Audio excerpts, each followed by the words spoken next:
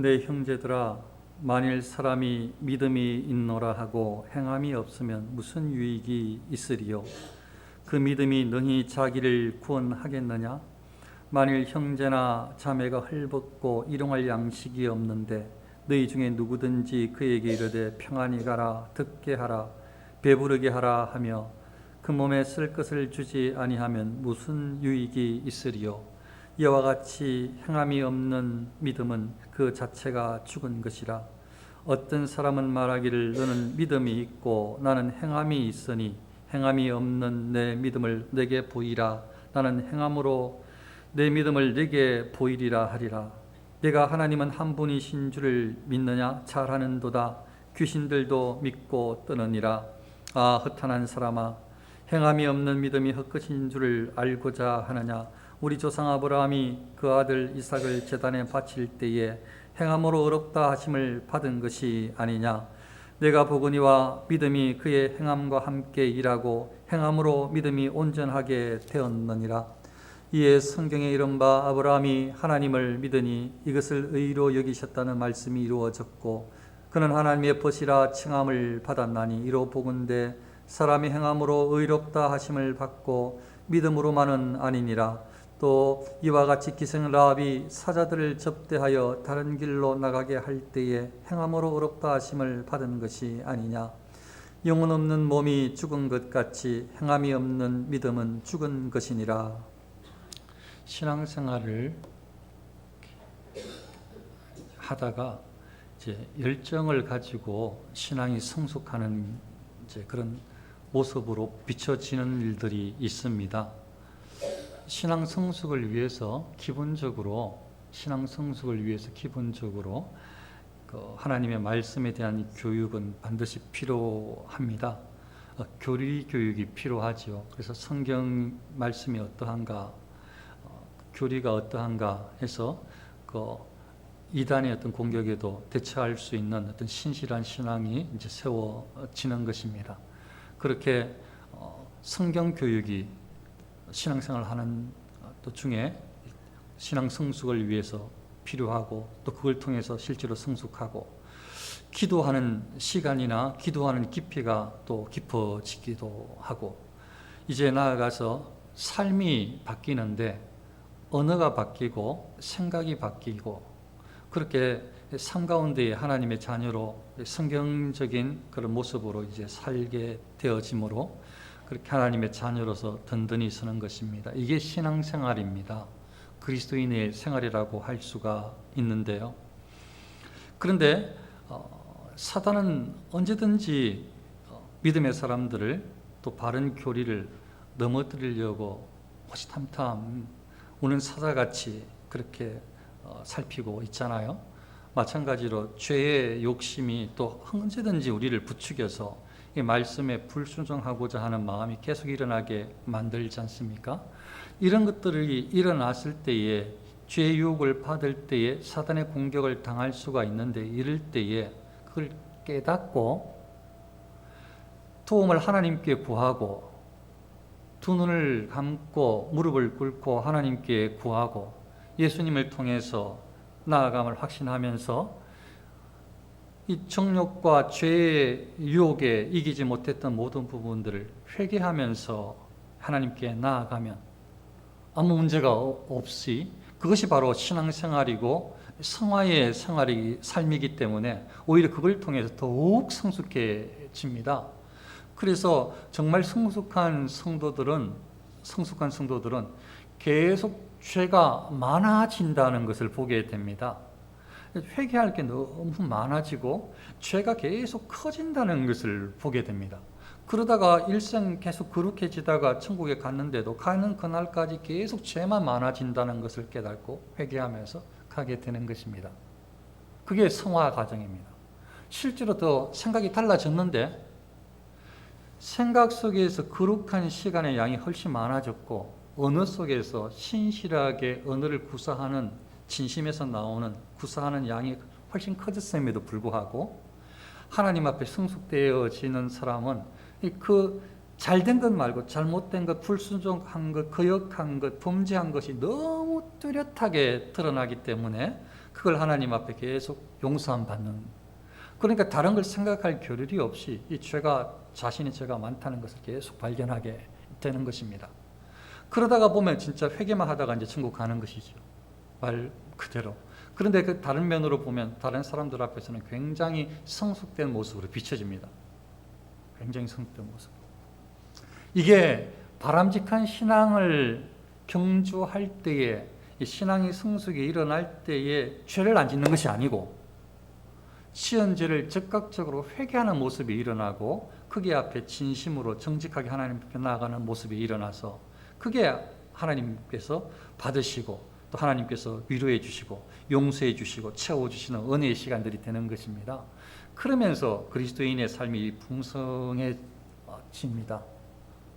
그런데 기도면 기도, 말씀이면 말씀, 교리교육이면 교리교육, 이거 어느 것 하나 중요하지 않은 것이 없는데 이거 뭐 은사든지 뭐든지 교회에 관련된 것, 성경에 관련된 것, 믿음에 관련된 것, 모든 것 다, 천국에 관련된 것 모든 것 다 어느 것 하나 중요하지 않은 것이 없지만 이걸 바람직한 신앙생활을 하지 못하면 하나님께서 원하시는 신실한 신앙인으로 그것들을 경험하지 못하면 왜곡된 신앙이 자리 잡게 되어지고 위선적인 신앙이 될 수가 있습니다. 겉으로는 나중에 똑같은 집을 지었는데 똑같은 성을 쌓았는데 똑같은 페인트칠을 했는데 안에 내부에는 신실함과 부패함이 확 차이가 나는 것입니다. 그런 측면에서 신앙생활이 신실하게 신앙생활을 하는 것이 굉장히 중요하고 믿음에 한해서도 마찬가지입니다. 믿음에 대해서 너무 중요하고 이거 잘 알아요. 우리 교회 성도님들은 뭐 한 두 번 정말 믿음이 있습니까? 믿음이 있다고 그렇게 생각하십니까? 이렇게 물으면 아마 믿음이 없나 봐요. 이렇게 말씀하실 정도로 순수한 분들이라고 저는 믿어져요. 그러면 이제 다른 데서는 그렇게 말하면 내 믿음이 없단 말이에요? 나 믿음이 있단 말입니다. 이렇게 이제 말을 한다면 여러분들은 내가 믿음이 없나 봐요. 없을 수도 있겠네요. 이렇게 이제 한단 말이죠. 이게 왜냐하면 겸손히 자신을 볼 줄 알기 때문에 그런 거예요. 근데 믿음이라는 것도 이 믿음에 오늘 믿음에 대한 이야기를 할 텐데 믿음에 대한 요 하나만 보더라도 이게 신앙적으로 바른 관점으로 이게 대한 이해를 가지게 되면 너무 아름답고 귀하고 능력 있고 말할 수 없는 귀한 것인데 이걸 이 믿음이라는 것을 왜곡되이 잘못 이해하게 되면 오늘처럼 야단 맞는 죽은 믿음이다 그거. 아무 능력 없는 믿음이다 그거. 소망이 없는 믿음이다.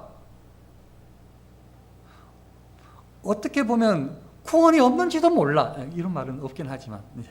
근데 그런 어떤 뉘앙스의 어떤 훈계를 듣게 될지도 몰라요. 그러니까 위험한 것이 뭐가 위험한가 하면 내가 성숙하지 못해서 내가 이렇게 좀 많이 알지 못해서가 위험한 게 아니고 이 아는 과정이 필요하고 성숙되는 과정이 필요한데 거기에 그 과정을 가는 가운데에 위선이 자리하는 것이 위험한 겁니다. 진실이 아니고 부정직이 자리하는 것. 이 정직하게 신실하게 하나님과의 관계를 맺으면서 나아가야 되는데 부정직함, 왜곡됨, 그리고 이 외연을 확장하는 외면만 꾸미는 위선적인 이런 모습들로 장식하는 것이 이게 죽은 믿음의 생활을 하게 되는 것입니다. 그러면서 그 믿음의 이 가짜 믿음을 견고하게 세워서 아주 당당하게 진짜 믿음이라고 이야기를 하게 되는 것입니다. 그러면서 질문을 하면 나는 믿노라. 나는 믿음이 있는 사람이다. 이렇게. 너희들은 믿음이 없지. 나는 믿음 있는 사람이다. 이렇게 이제 말하게 되는 것이죠. 너희들이 믿음이 있는지 없는지 어떻게 알아요? 근데 이제 다른 사람 믿음 없어 보이는 거죠. 이제 자신은 이제 철저하게 이렇게 믿음이 있는 것처럼 이제 왜곡시킨 거죠. 나는 믿음이 있는 사람이다. 이렇게 이제 되어지는 거죠. 그래서 신앙생활 자체는 믿음생활 자체가 오늘 어떻게 해야 되는가 이런 부분에서 뭐 같은 맥락이긴 한데 항상 하나님 앞에 진실하게, 하나님과 관계로, 하나님의 마음, 거룩한 관점으로, 여기에서 출발하고 이런 관점으로 나아가야지 신앙이 견고하게 세워질 수 있다는 것을 꼭 기억을 하시고, 우리가 함께 이 믿음의 경주를, 바람직한 살아있는 믿음 생활을 할 수 있으면 좋겠습니다. 살아있는 믿음을 가졌다, 살아있는 믿음을 가진 사람은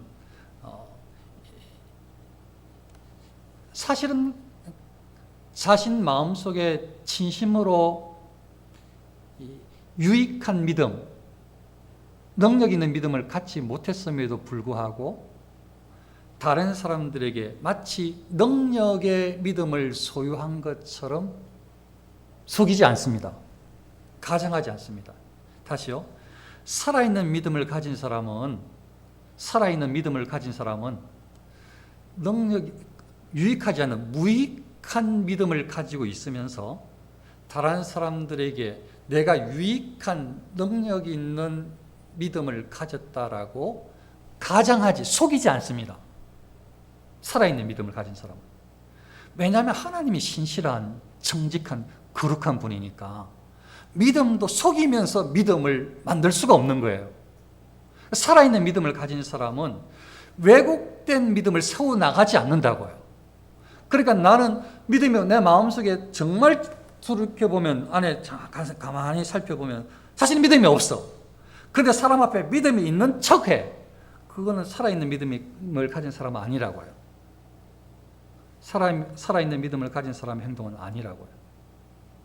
살아있는 믿음을 가진 사람은 내면에서 무익한 믿음이라는 것을 발견하면 절대로 그것이 다른 사람 앞에 대단한 능력 있는 믿음이라고 왜곡시키는 그런 어떤 속이는 그런 자랑을 하지 않는다. 살아있는 믿음을 가진 사람은 이런 사람이라고 할 수 있는데요. 살아있는 믿음을 가진 사람은 방금 말씀드렸던 것 비슷하긴 한데 입으로만 말하는 믿음을 가진 사람이 아닙니다. 입으로만, 말로만, 언어로만 구사하는 믿음을 가진 사람이 아니에요. 살아있는 믿음을 가진 사람은. 살아있는 믿음을 가진 사람은 입으로만 말하는 이 형식만 갖춘 믿음을 가진 사람이 아니에요. 그래서 살아있는 믿음을 가진 사람은 은혜 받은 채 하지 않아요. 은혜 안에 있는 채 하지 않아요. 내가 지금 하나님의 은혜 가운데 있는 채 하지 않는다고요. 그럴 필요가 없죠. 은혜 가운데 없는데 왜 은혜 가운데 있는 채예요? 근데 살아있는 믿음이 아닌 가짜 믿음을 가진 사람은 형식이 중요하기 때문에 말로 하는 것을 가치 있게 생각하기 때문에 다른 사람들한테 이렇게 말하는 것이 중요하다. 그것도 중요하지만 그걸 중요한 가치라고 생각하기 때문에 은혜 받았다고 말하는 것이 중요한 것입니다. 내가 얼마나 큰 은혜를 받았다라고 말하는 이 다른 사람들 앞에 드러내는 것이 중요한 것입니다. 그런데 살아있는 믿음을 가진 사람은 밖으로 은혜를 받았다 말할 필요가 없어요.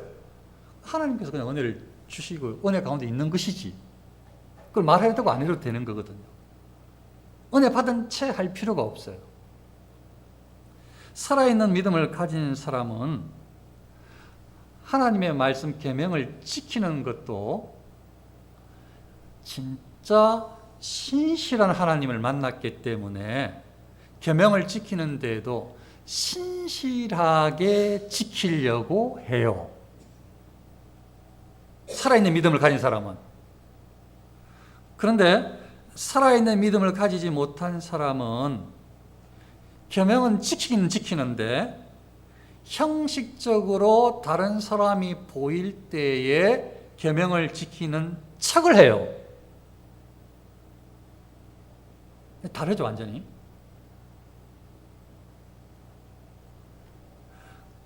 그러면서 형식 가운데에 형식적인 모양에 치우쳐서 은혜 가운데 하나님께서 은혜를 부어주셨다고 말을 하고 행동하고 그렇게 말씀을 계명을 지키는 것처럼 살아가고 있기 때문에 실제로 그 안에는 하나님의 은혜는 없어요. 근데 그렇게 형식적으로 만들어서 날아가고 있기 때문에 위선의 형식만 다른 사람들 앞에 왜곡된 위선의 형식을 갖추는 거기에는 발달해서 마치 이중적인 그런 모습으로 그런 인격으로 세워지는 수가 있어요. 굉장히 위험한 것입니다. 그 따르고 속다른 그리스도인은 진실한 그리스도인이 아니에요. 잘못하면은 그런 삶을 살게 되는 수가 있어요. 신앙생활을 하다가 어느 순간에 신앙의 성숙을 이루기 위해서 이 사단이 아니면 이 죄성이 나의 욕심이 정욕이 이 왜곡된 것을 통해서 형식을 세우려고 했을 때 말이에요.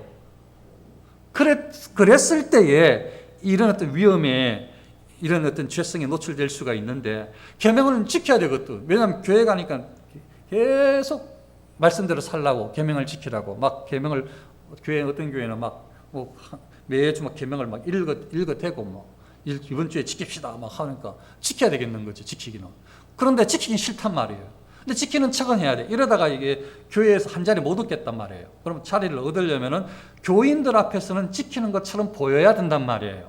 그러다 보니까 왜곡된 즉 이중적인 모습으로 형식적인 어떤 계명을 지키게 되고 은혜를 받았다고 형식적인 은혜를 받은 사람처럼 말은 하는데 정말 안에는 은혜가 없고 근데 진짜 은혜를 받은 사람처럼 말은 하고 진리를 따르긴 따르는데 하나님을 사랑해서 진리를 따르는 것이 아니고 진리를 따르라고 말을 하니까 그게 성경에서 말을 하고 하나님을 사랑하는 사람은 따른다고 하니까 따르는 척은 하는데 실질적으로 사랑해서 하나님을 바라보고 나아가는 그 진리 사랑이 아니라 그냥 형식을 세우기 위한 진리 사랑으로 신앙 고백을 하긴 하는데 신앙 고백은 나의 이 불경스러움, 추잡함을 감추는 도구로 사용하여서 죄를 짓고 믿습니다.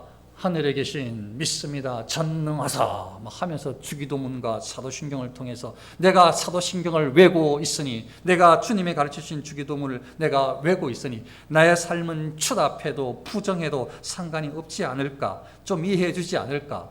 다른 사람이 나를 이상하게 보면 나는 주기도문을 2번 외고 다른 사람이 나를 이상하게 보면 큰 소리로 사도신경을 외칠 거야.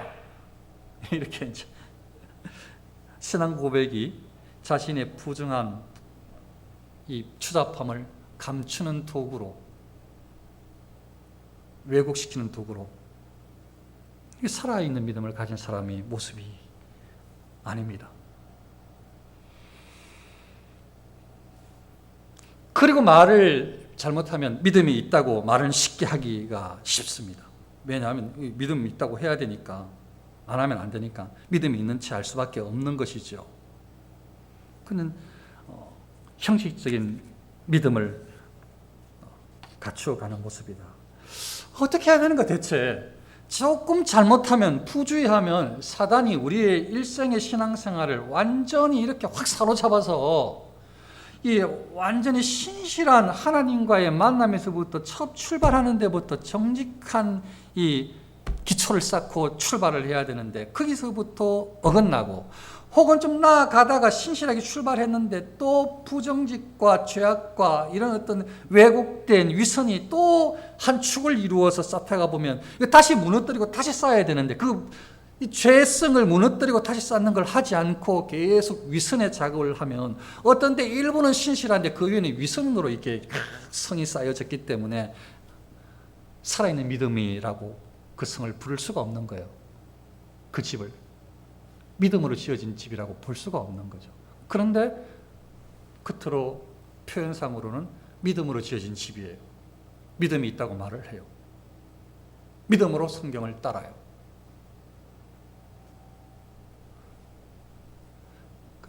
지금 굉장히 이제 중요한 말씀을 드리고 있는 중입니다. 그러면 대체 어떻게 해야 되는가, 우리는? 신실한 하나님의 말씀을 사모할 우리는 어떻게 살아야 되는가? 처음부터 이야기했던 대로 하나님이 어떤 분인지 만났던 거리로 돌아가야 됩니다. 하나님의 그 사랑의 하나님, 한없이 사랑하시는 신실한 하나님을 만났던 그 자리로 돌아가야 됩니다.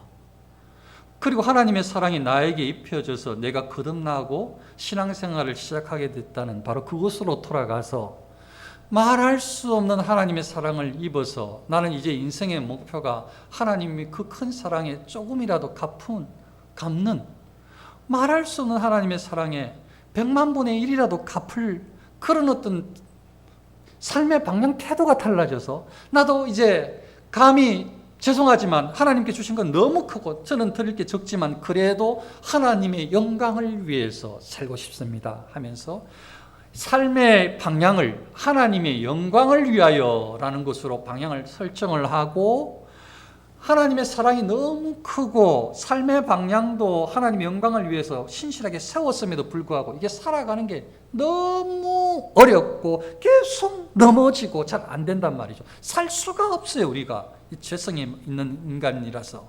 그래서 오직 이거 성령 하나님께서 주시는 힘으로 능력으로만 가능하기 때문에 성령 하나님의 도움을 구하고 기도할 수밖에 없다는 말이죠. 기도할 수밖에 없다. 하나님의 사랑은 알겠고 하나님의 사랑을 실천하는 신실한 사람으로 하나님의 영광을 위해서 한번 쓰임 받고 싶은데, 그렇게 살고 싶은데 저는 제 힘으로 제 능력으로는 할 수가 없으니 성령 하나님 저를 붙들어 회복시켜 주셔서 저를 하나님의 사람으로 세워주십시오. 이제 이렇게 기도할 수밖에 없어요. 여기서 출발해야 살아있는 믿음을 이제 갖추는 그런 모습이라고 할 수가 있는 것입니다.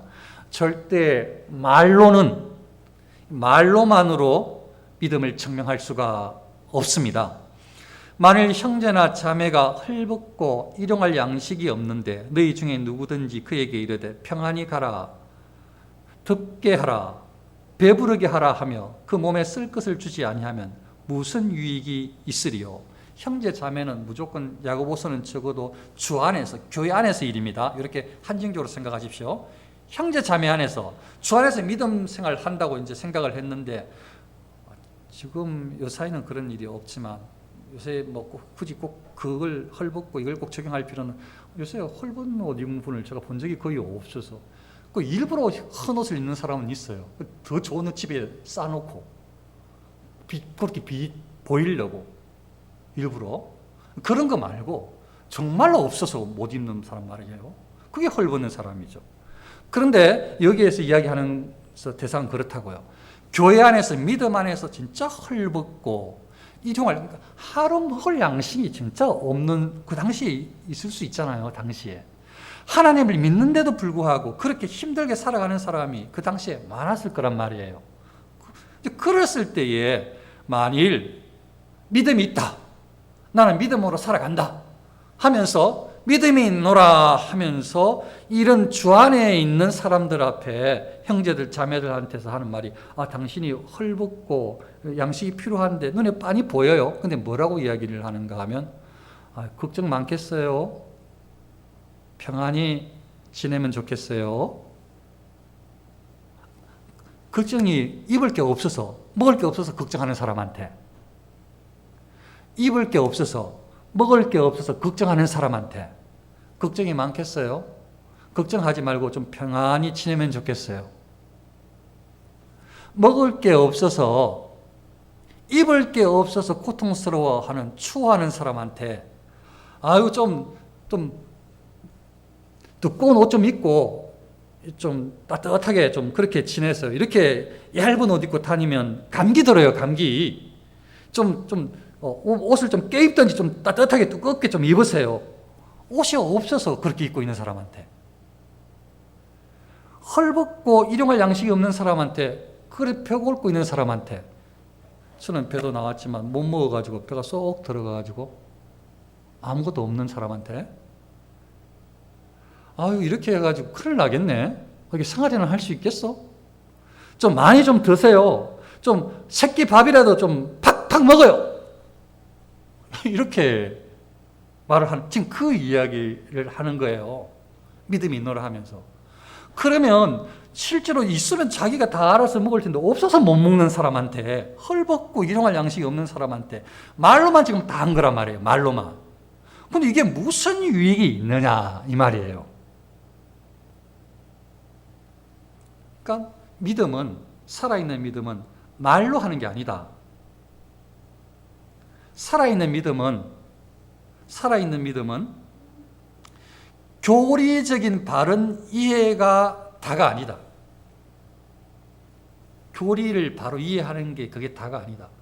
교리를 바로 이해하는 거 정말 중요합니다. 저는 아주 큰 가치를 여기고 계속 가르치고 있어요. 수요일마다.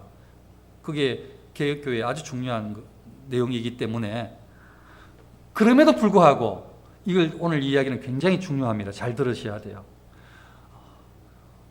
하나님이 믿음이 있다고 하면서 성경을 공부를 다 했어. 철저하게 성경 공부를 해가지고 그 성경 구약 신약 총 이 66권 성경을 다 꿰뚫고 있고 하나님께서 무엇을 원하시는지 다 알고 믿음에 대해서 설명하려면 아주 막 유창하게 믿음, 소망, 사랑에 대해서, 하나님에 대해서 다 이야기할 줄 알고, 교리적으로도 삼위일체 하나님을 다 이야기할 줄 알고, 복음에 대해서, 복음의 가치에 대해서 정확하게 꿰뚫고 알고 있고, 하나님의 그 약속, 언약에 대해서 너무나 명쾌하게 다 알고 있고, 표현할 수 있고, 가르칠 수 있고, 천국에 대해서 상세하게 다른 사람보다 더 깊이 있게 알고 있고 말할 수 있는 것, 이거 성경에 대해서, 교리에 대해서 다 알고 있는 거, 이거 굉장히 중요합니다. 중요한데 만일 이것만 가지고 있다면, 성경적인 이런 교리적인 것들, 이런 것들에 대해서 알고만 있다면 이거는 별거 아니에요. 왜냐하면요, 귀신들도 다 알거든. 그걸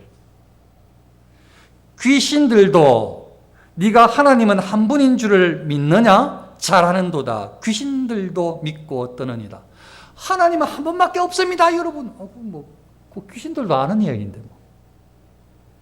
사람이 죽으면 천국과 지옥에 나눠집니다. 예수님을 믿어야 천국 갑니다. 그거 귀신들도 아는 내용인데, 복음에 대해서 귀신들도 알아요. 삼위일체 하나님에 대해서 귀신들도 알아요. 교리를 아는 게 중요한 게 아니라 이 말이죠. 믿음은 성경의 어떤 내용을 아는 게 중요한 게 아니라 이 말이죠. 살아있는 믿음은 어떤 교리적으로, 내용적으로 사실을 아는 것이 중요한 게 아니고, 바르게, 물론 사실을 바로 아는 거 굉장히 중요하다고 계속 말씀을 드렸습니다. 그럼에도 불구하고 그게 중요한 게 아니고, 우리는 살아있는 믿음을 가진 사람은 실질적으로 무엇인가 이렇게 아는 것을 내는 게 중요한 게 아니라, 실질적으로 그 안에서 예수 그리스도와 연합되어 있어야 돼요. 그리스도인이라면 정말 예수 그리스도와 연합되어 있어야 돼요. 만일 연합되어 있지 않다면 믿음 없음을 불쌍히 여겨달라고, 제가 그리스도와 연합되어 있음을 느끼게 해달라고, 저에게 주님을 분명히 볼 수 있는 믿음을 달라고 이렇게 기도해야 돼요. 그냥 지나면 안 된다고요. 성경을 아는 것, 교리를 아는 것, 복음에 대해서 아는 것, 언약에 대해서 아는 게 중요한 게 아니에요. 귀신들도 다 알아요. 그래서 떨어요. 벌벌 떤다니까요. 그게 중요한 게 아니고, 그 교리의 핵심인 예수 그리스도와 함께 연합한 사람, 예수 그리스도의 인격과 함께 교제를 누리고 있는 사람, 그러니까 주님과 함께 교통하고 있는 사람, 교제하고 있는 사람, 그리고 예수님과 함께 하나가 되어서 의를 추구하고 있는가. 그러니까 예수님과 함께 지금 어떤 관계를 갖고 누리고 있는가, 이게 중요한 것입니다. 교리를 얼마나 오랫동안, 10수년, 20년 동안, 30년 동안 신학 공부를 해서 박사, 이게 중요한 게 아닙니다. 그거는 교리를 다 습득한 것이지. 그거는 성경에 대한 지식을 갖춘 것이지. 그거는 살아있는 믿음이 아니에요.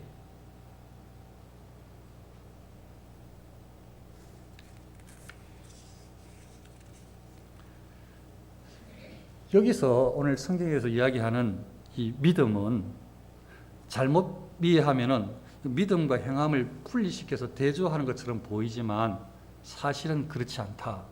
여기서 이야기하는 것은 이 위선적인 믿음하고 지금 이 행하는 믿음하고를 이야기하고 싶은 것이다. 근데 그런데 그 사람들은 위선적인 믿음이라고 말하나요? 위선을 가지고 행하는 사람들이 그 믿음이 있노라 하고 생각을 하는 것이지. 나는 내 믿음은 옳다, 내 믿음은 바르다라고 생각을 하는 것이지. 내 믿음은 위선의 믿음이다 이렇게 말하는 사람은 없잖아요. 그러니까 야고보가 그걸 그 사람들한테 당신의 믿음은 처음부터 위선의 믿음이요라고 말하는 게 아니라 이 말이죠. 그런데 내면은 안으로는 진짜 속마음은 당신의 믿음은 위선적인 믿음이요 이 말을 하고 있는데 겉으로는 그렇게 말하지 않고 그 사람들은 계속 믿음 이야기를 하니까 그래 너 믿음이라 치주고 믿음이 진짜 믿음이 그게 다라면 그게 아니다. 이 행함으로 믿음이 진짜 신실하다는 것은 행함으로 증명을 해야 된다. 믿음이 진짜 믿음이라면 행함이 나타나야 된다. 이게 진짜 살아있는 믿음이다. 이 이야기를 하는 거예요. 그래서 우리가 가진 믿음은 진짜 믿음인데 결론적으로 몇 가지만 말씀드리고 마치면 우리가 가진 믿음이 진짜 믿음인데 이 진짜 믿음에는 행함이라는 게 포함되어 있는 믿음이라서 우리가 가진 믿음이 진짜 믿음인데 이 믿음은 행함이라는 게 포함되어 있는 믿음이라서 오늘 뒤쪽에 있는 이 성경의 내용을 좀 감안해서 몇 가지만 말씀을 드리고 마치면 만일 믿음이 있노라 하면서 행함이 없으면 그건 죽은 사람과 같아. 그래서 아브라함이건 라합이건 전부 다 믿음으로만 끝난 게 아니고 가만히 보면 야고보 말이 다 행했다는 거예요.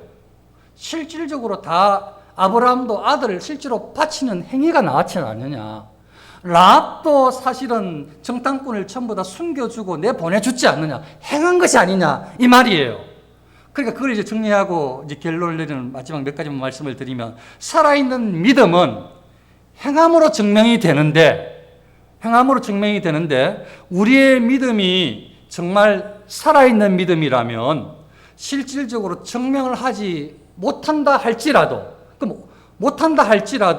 증명을 할 수 있는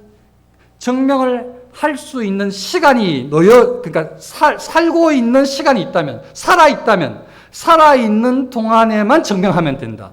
이게 제가 그걸 잘 설명을 하고 이제 마치면 되는데요.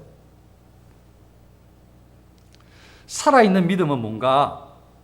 살아있는 믿음은 행함으로 증명하는 것인데 이걸 어떻게 증명해야 되느냐? 그러면은 행하지 못하면은 증명을 못하는 것이니까 다 거짓 믿음이란 말이냐? 그러면은 한편 강도는 믿음으로 천국 간 게 아니네. 한편 강도가 행한 게 하나도 없는데 어린 아이는 그러면 태속의 아이는 믿음으로 천국 못 갔겠네. 행한 게 하나도 없는데 이렇게 말할 수 있잖아요. 그래서 제가 그걸 설명을 하려고 하는 거예요. 그러면 믿음으로 살아있는 믿음은 행함으로 증명된다고 하는데 이걸 어떻게 이해를 해야 되느냐? 이 말은 믿음으로 증명한다는 이 말은 내가 살아있는 동안에 그 말씀을 순종하는 것으로 증명되면 내가 살아있는 동안에 그 말씀을 지키려고 애를 쓰면 증명된다.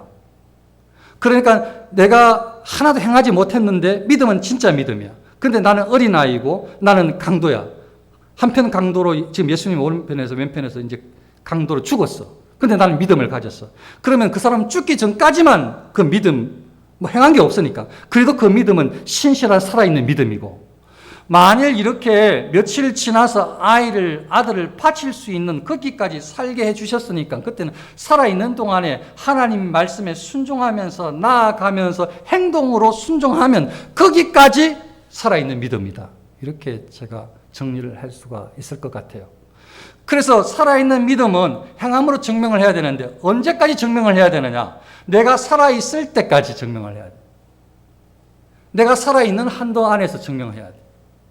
죽어서 증명하실 필요는 없고 내가 살아있는 동안에 하나님의 이 말씀에 대해서 순종함으로 나의 믿음이 있음을 증명해 나간다면 행함으로 그 사람은 살아있는 믿음, 신실한 믿음을 소유했다고 그렇게 인정받을 줄로 믿습니다. 네, 이 부분을 이해했으면 너무 감사하고요. 저 이해를 잘 못시킬까 봐 영념가 됐는데, 그러니까 지금부터 우리가 해야 될 것은 뭔가 하면 하나님의 말씀, 하나님은 신실한 분이시다. 나도 하나님의 자녀가 되어서 이제 신실한 신앙생활을 시작한다. 하나님은 왜곡되이 속이는 거 싫어하신다. 하나님은 말씀에 순종하기를 원하신다. 하나님은 행하는 믿음을 기대하신다. 근데 나는 행하지 못할 때도 있다. 나는 죄를 지을 때도 있다. 그런데 그럴 때 나는 다시 예수님을 의지해서 회개하면서 하나님께 다시 나아간다. 나는 회개하는 삶을 살 것이다. 그런데 다시 나는 일어서서 다시 행할 것이야. 나는 성령을 의지하여서 성령의 도움을 받고 다시 말씀을 순종하면서 나아갈 것이다. 나는 하나님의 영광을 위해서 인생을 내 목숨이 다하는 그날까지 살아갈 것이다. 이렇게 생각하고 방향을 잡고 기도하며 나아간다면 그 사람은 살아있는 믿음을 가지고 순종하는 사람이라 할 수 있는 것입니다.